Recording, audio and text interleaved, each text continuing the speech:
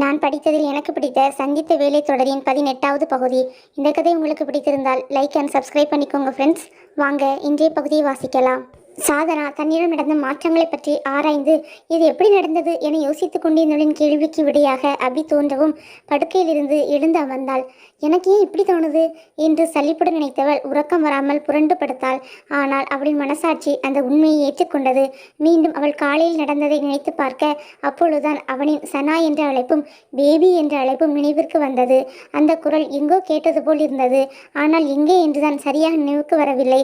அதே யோசனையில் இருந்தவள் அபி தன்னை அழைத்த விதத்தை மறந்து போனாள்.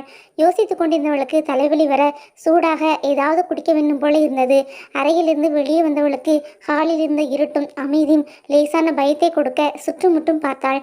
அங்கு சோஃபாவில் யாரோ அமர்ந்திருப்பதாக தோன்ற பயத்தில் கத்த போனவள் நன்றாக உற்று பார்க்க யாரோ லேப்டாப்பில் ஏதோ செய்து கொண்டிருந்தார்.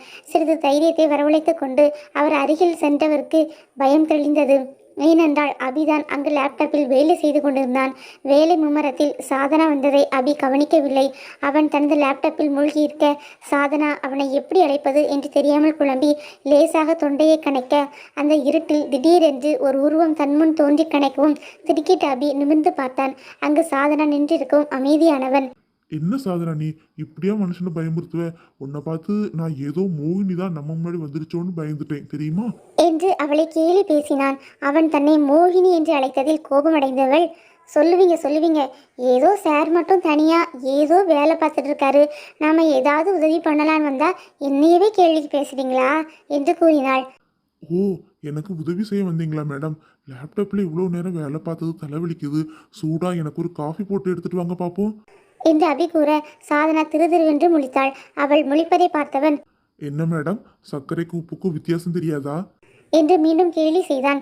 அதில் சாதனாவுக்கு ரோஷம் வர, அதெல்லாம் எனக்கு நல்லாவே தெரியும் என்று வேகமாக சொன்னவள், ஆனால் இருட்டுனாதான் கொஞ்சம் பயம் என்று மெதுவாக சொல்ல அபி சிரித்தான்.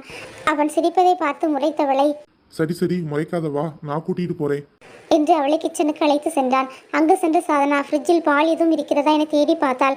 அதில் எதுவும் இல்லை என்றதும் சோர்வுடன், பால் எதுவும் இல்லையே, எப்படி காஃபி போடுவது என்று கவலையுடன் கேட்டாள். இங்கே பால் அவ்வளவா கிடைக்காது, பால் பவுடர் தான் இருக்கும், அதில் காஃபி போடு. நான் இங்கே வந்தால் இதை தான் யூஸ் பண்ணுவேன் என்றபடி பால் பவுடரை அவள் கையில் கொடுத்தான். பால் பவுடரா? இதில் நான் காஃபி போட்டதே இல்லையே, இதில் எத்தனை ஸ்பூன் பவுடர் போடணும் என்று சந்தேகம் கேட்டாள். இன்னைக்கு நாம காஃபி குடிச்ச மாதிரி தான், நீ தள்ளு, நான் போடுறேன் என்றவனை வியப்புடன் பார்த்தாள்.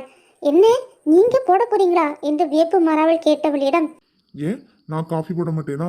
நான் சூப்பராக காஃபி போடுவேன் தெரியுமா, நான் வெளிநாட்டில் படித்தப்போ கற்றுக்கிட்டது என்று பெருமை பேசிக்கொண்டே காஃபி கலந்தவன் சாதனா கையில் ஒன்றை கொடுத்து விட்டு தானும் ஒன்றை எடுத்துக்கொண்டான். மீண்டும் இருவரும் சோஃபாவில் வந்து அமர்ந்தார்கள். காஃபி குடித்து கொண்டே வேலையை பார்த்தான் அபி. சாதனாவுக்கு அந்த பவுடர் காஃபி குளிருக்கு இதமாக இருக்க அதை ரசித்து கொடுத்தாள். சும்மா சொல்லக்கூடாது சார், காஃபி சூப்பர். ஒரு வேளை இந்த தொழில் இல்லைன்னா இன்னொரு தொழில் கைவசம் வச்சுருக்கீங்க. நீங்கள் மட்டும் ஒரு டீ கடை போட்டீங்க, வியாபாரம் நல்லா பிச்சுக்கிட்டு போகும் என்று அவனை கேலி பேசியவள் அந்த காஃபியை கடைசி சொட்டு விடாமல் குடித்தாள். சொல்லுவீங்க மேடம், சொல்லுவீங்க. பாவம் சின்ன பொண்ணு காஃபி போட தெரியாமல் தடுமாறுறாளேன்னு காஃபி போட்டு கொடுத்தா என்னையவே கிண்டல் பண்ணுறியா என்று பொய்யாக கோபம் கொண்டான். சாதனாவிற்கு அப்போதுதான் ஒன்று உரைத்தது. அவன் தன்னை உரிமையில் அழைத்தது. ஏனோ அவளுக்கு அவன் மேல் கோபம் வரவில்லை. எப்படியோ என்னை விட 2-3 வயசு பெரியவங்களாக தான் இருப்பாங்க, ஸோ கூப்பிட்டுட்டு போகட்டும் என்று பெரிய மனது பண்ணி அவன் உரிமையில் அழைத்ததை கண்டுகொள்ளாமல் விட்டாள். வேலையை முடித்த அபி, சரி என் வேலை முடிஞ்சிருச்சு, தூங்க போகலாமா என்று கேட்க அவளும் எழுந்தாள். ஏனோ புது இடம் என்பதாலோ என்னவோ சாதனாவுக்கு உறக்கம் வரவில்லை. அவள் தயங்கிக் கொண்டே மெதுவாக செல்ல அவள் அறைக்குள் நுழையும் முன் அவளை அழைத்த அபி தன் டேபை அவளிடம் கொடுத்தான். முகம் மலர அதை வாங்கியவளிடம், 1/2 மணி நேரம் தான், அதுக்கு மேலே பார்க்கக்கூடாது என்ற கண்டிஷனோடு அவளுக்கு இரவு வணக்கம் சொல்லிவிட்டு சாதனா அறைக்குள் நுழையும் வரை பார்த்திருந்தவன் பிறகு தன் அறைக்குள் நுழைந்தான். அறையில் படுத்திருந்த அபிக்கு சாதனாவின் மாற்றங்கள் மனதிற்கு மிகுந்த மகிழ்ச்சி கொடுத்தது. அந்த மகிழ்ச்சியுடன் நிம்மதியாக உறங்கப் போனான். இங்கே சாதனாவோ அபியின் டேபில் சிறிது நேரம் பார்த்துவிட்டு அவன் சொன்ன 1/2 மணி நேரத்திற்கு முன்னதாகவே உறக்கம் வர தூங்க போனாள். மறுநாள் அனைவரும் பூங்காவிற்கு சென்றனர். குன்னூரில் பிரதான இடங்களில் இந்த பூங்காவும் ஒன்று. இந்த பூங்கா ஒரு தோட்டக்கலை மையமும் கூட. இந்த பூங்கா அரிய வகை செடிகளை பாதுகாக்கும் பணியில் ஈடுபட்டு காண்பவருக்கு ஆச்சரியத்தை தருகிறது. 12 ஏக்கர் பரப்பளவு அமைந்துள்ள இந்த பூங்கா 1000த்திற்கு அதிகமான தாவரங்களின் இருப்பிடமாக உள்ளது. ஜப்பானிய முறைப்படி உருவாக்கப்பட்டுள்ள இந்த பூங்காவில் அரிய வகை மரங்களும் பாதுகாக்கப்பட்டுள்ளது. குன்னூரில் குளிர்ச்சியான காலநிலையில் செழித்து வளரும் இந்த மரங்கள் ஆண்டு முழுவதும் ரசிக்கத்தக்க அழகுடன் காணப்படுகின்றன. இந்த பூங்காவில் சிறப்பு அம்சமே ஆண்டுதோறும் இங்கு நடத்தப்படும் பழங்கள் மற்றும் காய்கறிகளின் கண்காட்சிதான். இந்த பூங்கா கடல் மட்டத்தில் இருந்து 1780 மீட்டர் உயரத்தின் மேல் குன்னூரில் அமைந்துள்ளது என்று அபி இதன் அமைப்பையும் வரலாற்றையும் சாதனாவிற்கு அழகாக விளக்கினான். அவன் கூறியதை ஆர்வமாக கேட்ட சாதனா அந்த ஆர்வத்துடனே ஒவ்வொன்றையும் ரசித்து பார்த்தாள். அங்கிருந்த பூக்களின் வாசமும் இடமும் அவள் மனதை மயக்கின. அவள் சந்தோஷத்துடன் அபியின் புற திரும்பி, அச்சோ, இந்த பூக்கள் எல்லாம் பாருங்களேன், எவ்வளவு அழகா இருக்கு என்று கண்கள் மலர முகம் சிவக்க கூறியவளின் அழகில் மயங்கிய அபி, உன்னை விட அழகில்ல பேபி என்று தன்னை அறியாமல் கூறினான். பூக்களின் அழகில் மயங்கியிருந்தவள் அவனின் பேச்சை கவனிக்காமல், என்ன சொன்னீங்க என்று கேட்டாள். டே அபி, வாயை விட்டுட்டீடா, ஏதாவது சமாளி என்று மனதில் நினைத்து, இல்ல பூக்கள் ரொம்ப அழகுன்னு சொன்னீங்களே, அதுக்கு தான் ஆமான்னு சொன்னேன் என்று ஒரு வழியாக சமாளித்தான். அங்கிருந்த பச்சை நிற ரோஜா சாதனாவின் மனதை கவர அதை லேசாக வருடியவள் அபியிடம், நான் இந்த பச்சை நிறத்தில் இருக்கிற ரோஜாவை இப்போ தான் பார்க்குறேன். என்ன இந்த ரோஜாவோட ஒரு ஃபோட்டோ எடுக்கிறீங்களா? என் அம்மாவுக்கும் வசமாகவும் காட்டணும் என்று ஆவலாக கேட்க அபி தன் கேமராவில் அவளை அழகாக படம் பிடித்தான். பின்பு அனைவரும் அங்குள்ள லேயில் படகு சவாரி செய்தனர். 4 பேராக அமர அபி, சாதனா, மது, அவளின் தங்கை என ஒரு படகில் அமர்ந்தனர். முதலில் மதுவும் அவள் தங்கையும் படகை செலுத்துவரும் உதவியுடன் அதில் ஏறினர். அடுத்து சாதனா ஏறுவதற்காக அவள் கையை நீட்ட அவள் தயங்கி அபியை பார்த்தாள். அதை புரிந்து கொண்ட அபி சாதனாவிற்காக தன்னுடைய கையை கொடுத்தான். இயல்பாக அவன் கரத்தை பற்றி கொண்டு படகில் ஏறினாள். பின் சாதனா படகு செலுத்துவனின் புறம் திரும்பி, தப்பா எடுத்துக்காதீங்க அண்ணா, எனக்கு கொஞ்சம் பயம், நீங்க கையை விட்டுடுவீங்களோன்னு. ஆனா அவங்க கிட்ட எனக்கு பயம் இல்லை, அதான் அவங்க கையை பிடிச்சுக்கிட்டேன் என்று விளக்கம் அளித்தாள். அவரோ, பரவாயில்ல தங்கச்சி, ஒவ்வொரு பொண்ணும் உன்ன மாதிரி கணவன் மேல நம்பிக்கை வச்சா எவ்வளவு நல்லா இருக்கும். எனக்கும் ஆச்சிருக்காளு, இதுக்கெல்லாம் ஒரு கொடுப்பன வேண்டாமா? அந்த நம்பிக்கை எப்பவும் காப்பாற்றணும் சார் என்ற வேண்டுகோளுடன் படகை செலுத்தினார் நிச்சயமா என அபி மனதில் கூறிக்கொண்டான். அப்போது அவரிடம் மறுத்து கூற வந்த சாதனாவை தடுத்த மது, என்ன அவர்கிட்ட போய் அந்த மாதிரி எதுவும் இல்லைன்னு சொல்ல போறியா? இன்னும் ஒரு அரை மணி நேரம் கழிச்சு அவர் யாரோ நாம யாரோ, எதுக்கு அவர்கிட்ட போய் விளக்கிக்கிட்டு என்று அவளை சமாதானம் செய்தாள். சாதனாவும் அமைதியாக இருந்து விட்டாள். இதையெல்லாம் இதழில் உறைந்த புன்னகையுடன் பார்த்து கொண்டிருந்தான் அபி. படகு பயணம் மிகவும் இனிமையாக முடிந்தது. சாதனா இந்த பயணத்தை ரசித்தாள் என்றால் அபி எப்பொழுதும் போல அவளை ரசித்தான். படகு பயணம் முடிந்து அனைவரும் பூங்காவின் மரநிலையில் ஆங்காங்கே அமர்ந்திருக்க சாதனாவிற்கு மீண்டும் அந்த பச்சை நிற ரோஜாவை பார்க்க வேண்டும் போல இருந்தது. அதை அவள் அபியிடம் சொல்லிக்கொண்டு போக, இரு நானும் வரேன் என்று எழப்போனான். நான் என்ன சின்ன குழந்தையா, எங்கே போனாலும் கூட வர்றதுக்கு? நான் போயிட்டு ஒரு 10 நிமிஷத்தில் வந்துடுவேன். அந்த க்ரீன் ரோஸ் ரொம்ப அழகாக இருக்குது, அதை மட்டும்தான் பார்த்துட்டு வருவேன், வேற எங்கேயும் போக மாட்டேன் என்று உறுதி அளித்து விட்டு சென்றாள் சாதனா. சாதனா அந்த ரோஜாவை ஆர்வமுடன் பார்வையிட்டு கொண்டிருக்க அவளுக்கு முதலில் உணர்ந்த அருவருக்கத்தக்க உணர்வை மீண்டும் உணர்ந்தாள். அதனால் சுற்றுமுற்றும் பார்க்க சந்தேகம் கொள்ளும்படி எதுவும் இல்லாதால் மீண்டும் அங்கிருந்த பூக்களை பார்வையிட்டவள் நேரமாவதை உணர்ந்து செல்லும் நேரம் அவளுக்கு வெகு அருகில், சாதனா டார்லிங், நீ இன்னும் உயிரோட தான் இருக்கியா? அன்னைக்கு ஏதோ மிருகத்துக்கிட்ட கடி வாங்கி செத்துருப்பல நினச்சேன். அப்போ நிஜமாவே நீ யார் கூடயாவது ஓடி போயிட்டியா? ஏன்னா உங்கள் அம்மா உன்னை பார்க்கவே இல்லைன்னு சொன்னாங்களே. ஆனாலும் கடவுள் இருக்கார் இல்லையா? அன்னைக்கு என்னை விட்டு ஓடி போனவளை திரும்பவும் என் கண்ணு முன்னாடி காட்டியிருக்காரு, அதுவும் முன்னை விட பல மடங்கு அழகோட என்று அவள் உடல் கூசும்படி வக்கிரமாக பார்த்த பிரகாஷ் என்னும் மிருகம் அவள் கையை பிடிக்க போனான். தனக்கு வெகு அருகில் அவனின் குரல் கேட்டதுமே சாதனாவின் மூளை மரத்து போனது போல இருக்க, கடவுளை காப்பாத்து அபி, பயமா இருக்கு, சீக்கிரமா வாங்க என்று வேண்டிக் கொண்டு இருந்தவளின் கால்கள் நகர்ந்தால் கீழே விழுந்து விடுவோம் என்று பலமில்லாமல் நகர மறுத்தது. பிரகாஷ் சாதனாவின் கையை தொடப்போகும் நொடி, சாதனா என்னும் அபியின் குரல் கேட்க அவளுக்கு தான் எப்படி உணர்கிறோம் என்று சொல்ல தெரியாமல் அவள் கால்களுக்கு பல மடங்கு வேகம் வந்தது போல, மனு என்று கதறிக்கொண்டு அபியின் மார்பில் தஞ்சமடைந்திருந்தாள். அபி அவளின் மனு என்ற அழைப்பில் ஒரு நொடி திகைத்து பின் சந்தோஷத்தில் தானும் அவளை இறுக்கமாக அணைத்து கொண்டான். முதலில் சந்தோஷத்தில் அவள் நடுக்கத்தை கவனிக்காமல் இருந்தவன் அவளின் நடுக்கம் அதிகமாகவும், பேபி என்னாச்சுடா, எதுக்கு நடுங்குற என்று பதட்டமாக கேட்டான். அவளோ அவனின் மார்பில் புதைந்து விடுவள் போல இன்னும் தன் முகத்தை அழுத்தமாக பதித்து கொண்டு, எனக்கு பயமா இருக்கு மனு, நம்ம இங்கிருந்து போயிடலாம், அவன் வந்துட்டான் என்று நடுங்கிக் கொண்டே கூறினாள். முதலில் யார் என்று புரியாமல் விழித்தவனுக்கு அவளின் நடுக்கமும் பயமும் நடந்ததை உணர்த்தியது. அதனால் சுற்றுமுற்றும் கூர்மையான பார்வையுடன் ஆராய அங்கே சந்தேகப்படும்படி யாரும் இல்லாததால் இப்பொழுது சாதனாவை பார்ப்பதுதான் அனைத்திலும் முக்கியமாக அவனுக்கு பட்டது. பிரபுவிற்கு கால் செய்து அவனை வரவழைத்தவன் சாதனாவை தான் அழைத்து கொண்டு செல்வதாக கூறினான். இங்க எல்லாரும் சுத்தி பார்த்துட்டு இருக்காங்க, யாராவது எங்களை பத்தி கேட்டா நீங்க ஏதாவது சொல்லி சமாளிச்சிடுங்க என்று கூறினான் அபி. பாஸ், வேற ஏதாவது செய்யணுமா? என பிரபு கேட்க, ஆமா செய்யணும், ஆனா அதுக்கு முன்னாடி என் சனா பையக்கத்தை தள்ளி வச்சுட்டு வரேன் என்றவன் அவளை அழைத்து கொண்டு சென்றான். அவர்கள் பேசி முடிக்கும் வரையிலும் கூட சாதனா அபியை விட்டு விலகவில்லை. அபியும் அவளை விளக்கவில்லை. அவள் தலையை தன் மார்போடு அணைத்து கொண்டே பேசி முடித்தான். சாதனாவிற்கு கால்கள் தள்ளாடுவது போல் இருக்க அபி சுற்றுப்புறம் பார்த்து அவளை தூக்க முடியாமல் அவள் பாரம் முழுவதும் தான் தாங்கிக் கொண்டு கிட்டத்தட்ட தூக்கி சென்றான். இவை அனைத்தையும் ஒரு வேட்டை நாயின் வெறியோடு ஒரு மரத்தின் பின்னே மறைந்திருந்து பார்த்து கொண்டிருந்தான் பிரகாஷ். முத தடவை என்கிட்ட இருந்து தப்பிச்சுட்ட, இந்த தடவை ஒன்று விட மாட்டேன்டி என்று வஞ்சகத்துடன் கூறிக்கொண்டான். கால் டாக்ஸி பிடித்து இருவரும் காட்டை வந்தனர். சாதனாவின் கால்கள் இன்னும் நடுங்கிக் கொண்டிருக்க இப்பொழுதும் எந்த தயக்கமும் இல்லாமல் சாதனாவை கைகளில் ஏந்தி கொண்டான். அவளை ஹாலில் உள்ள சோஃபாவில் அருகே அமர வைத்தவன் அவளின் பாதங்களையும் கைகளையும் நன்றாக தேய்த்து விட்டான்.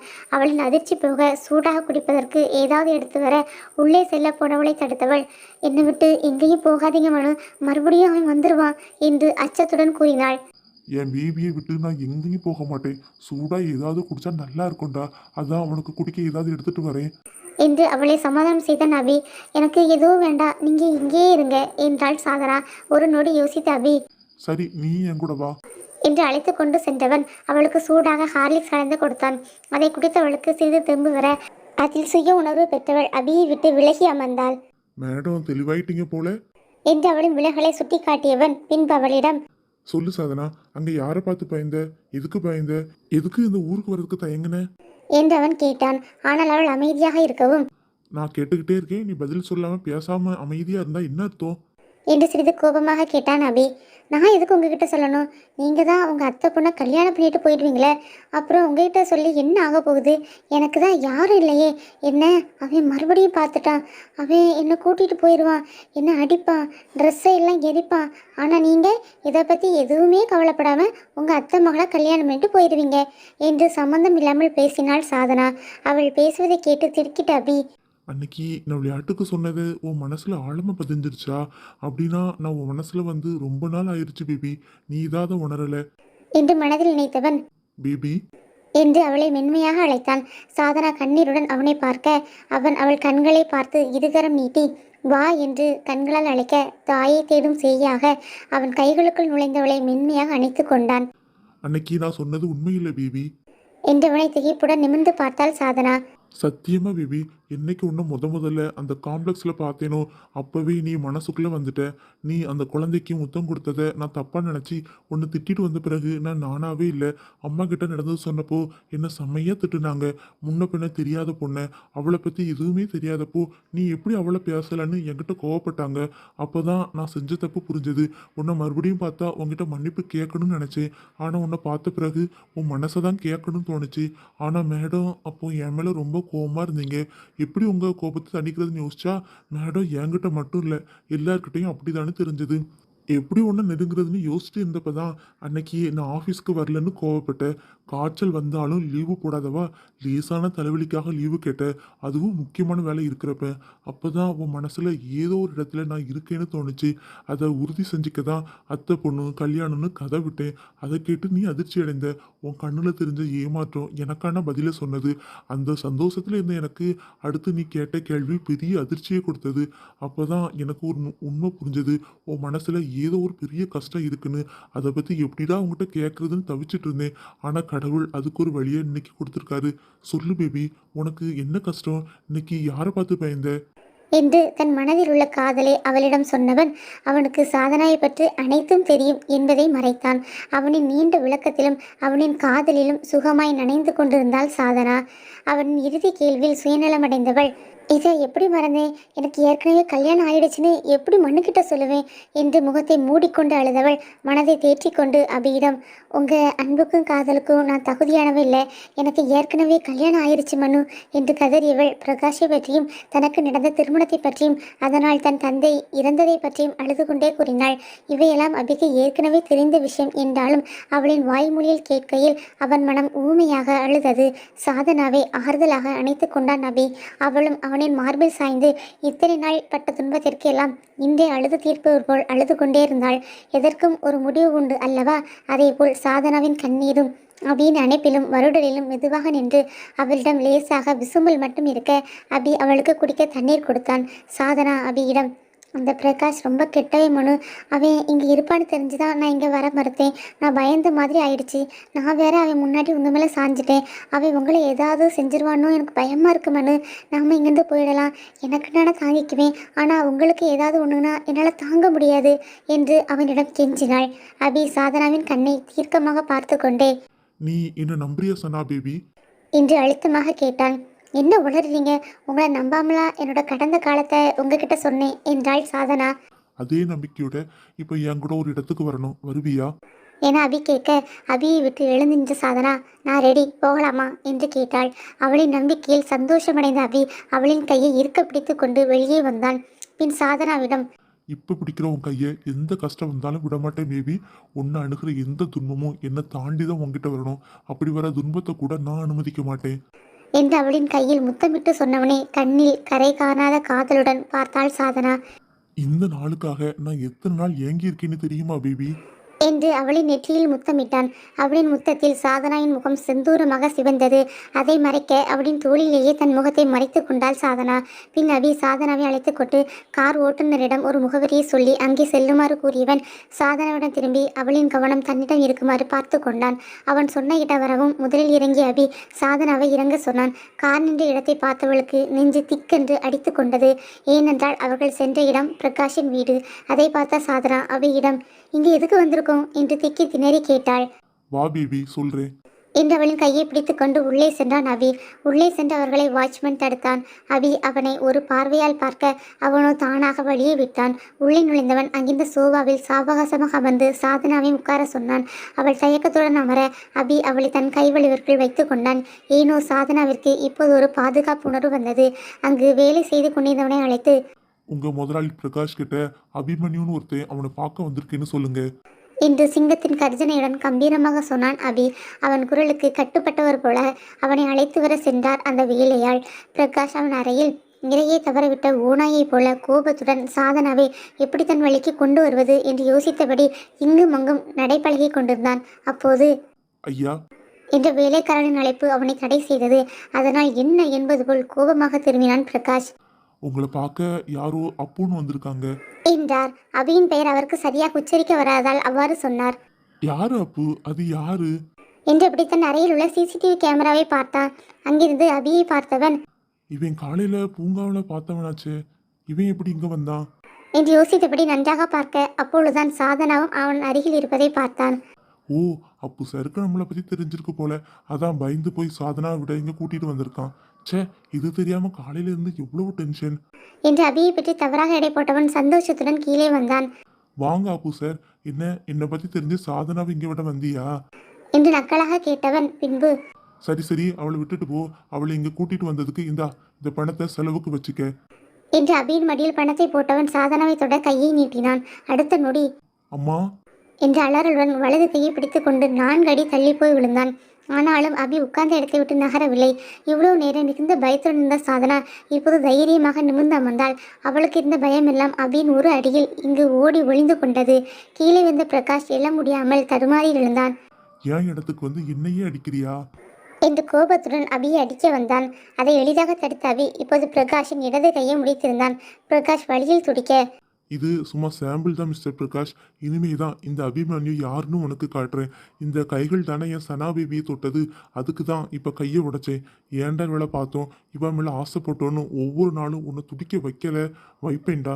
என் பேபி பூ மாதிரிடா, அவளை அள வச்சுட்டல, நீ உன்னோட நாளை இன்னிக்க என்று எப்பொழுதும் எதிரிகளை வீழ்த்தும் போது இருக்கும் புன்னகையுடன் சொன்னவன் சாதனாவிடம் திரும்பி, போகலாமா பேபி என்று மென்மையாக கேட்டு அவளின் தோளில் கை போட்டு அழைத்து சென்றான்.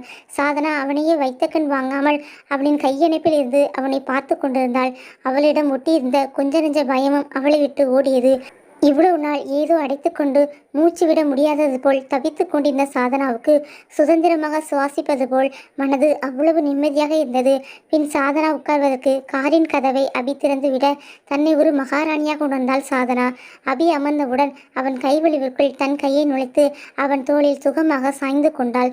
சந்தோஷமாக குன்னூர் சுற்றுலா பயணத்தை அனுபவிக்க ஆரம்பித்த சாதனாவுக்கு திடீரென்று பிரகாஷின் குரல் கேட்டதும் பழைய நினைவுகள் எல்லாம் வந்து பயத்தில் நடுங்க ஆரம்பித்தாள். ஆனால் அபியோ உன்னோடு நான் இருக்கிறேன் என்று தன்னுடைய காதலாலும் நம்பிக்கையாலும் அவளுக்கு தைரியம் அளித்தான். அபியின் மேலுள்ள காதலாலும் நம்பிக்கையாலும் சாதனா தன்னுடைய கடந்த காலத்தில் ஏற்பட்ட கசப்பான அனுபவங்களிலிருந்து வெளிவர ஆரம்பித்திருக்கிறாள். ஆனால் பிரகாஷ் சாதனாவை அடைய ஏதேனும் முயற்சி செய்வானா? இல்லை அபியின் வருகையால் சாதனாவை விட்டு விலகி செல்வானா? அபி மற்றும் சாதனாவின் காதல் வாழ்க்கை இதுபோல் மகிழ்ச்சியாக தொடருமா? இல்லை அவர்களின் சந்தோஷத்தை கெடுக்கும் விதமாக பிரகாஷ் ஏதேனும் செய்வானா என்பதை தொடர்ந்து வாசிக்கலாம். தேங்க்யூ.